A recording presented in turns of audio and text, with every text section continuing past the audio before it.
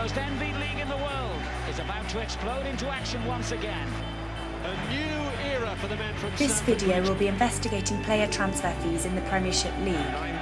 We will be concentrating on Cristiano Ronaldo, Eden Hazard, Fernando Torres and Robin van Persie.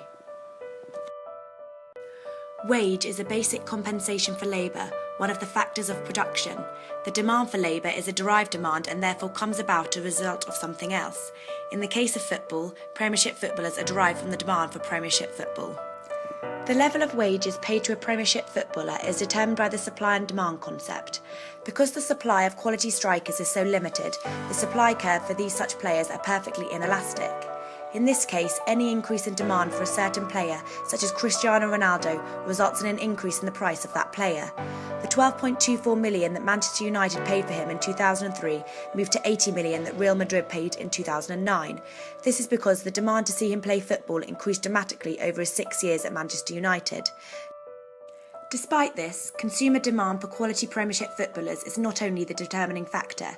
The theory of marginal revenue product also dictates the wages of Premiership footballers. The demand for labour depends on two main things: marginal revenue of the last good sold, or marginal physical product, the productivity of the worker. According to Frick 2007, the human capital theory states transfer fees will depend on player age, proneness to injury, career games played and many other factors. This diagram shows the difference in the elasticity of labour supply for both Premiership footballers and nurses.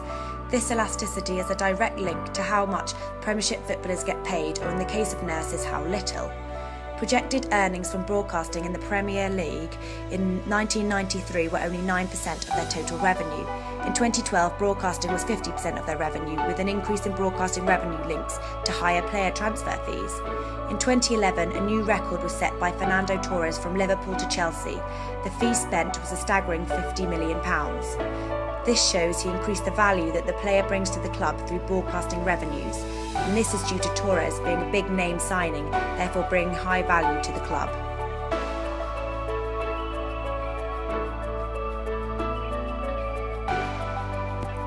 Over recent years, football has become more about the business rather than the sport.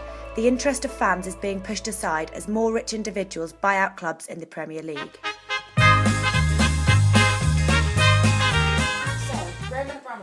Obviously a wealthy Russian business tycoon who bought Chelsea in 2003. Harry, how do you feel the bargaining theory has led to Chelsea's transfer expenditure? Well, because Abramovich can afford to overpay for players, they have a higher financial power, Chelsea do, because they're risk averse when it comes to player transfers. Looking at the tables, you can see that in the season 2002 to 2003, Chelsea spent nothing, which was the year before Abramovich bought the club.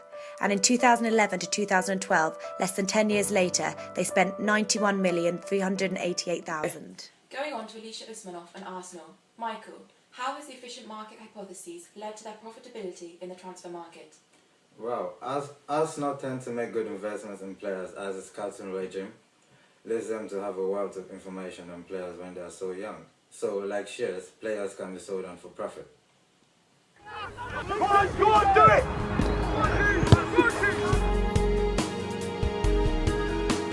Treble!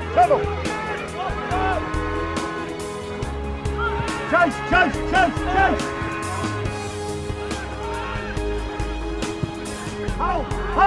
Hold! Do you think there are any other factors that affect player transfer fees? Well, the Bosman ruling seems to have had a large impact on the way players are bought and sold today. Belgian footballer Jean-Marc Bosman. Bosman felt he was being treated unfairly by the people who employed him, in this case his football club, so he took them to court. The decision of the court led to change in the rules, now known as the Bosman Rule. This law has meant that to avoid losing players on free transfers, clubs now sign much longer contracts to reduce the risk of losing players to new clubs. This has given more power and control to the players over their own career, allowing them to leave as soon as their contract expires.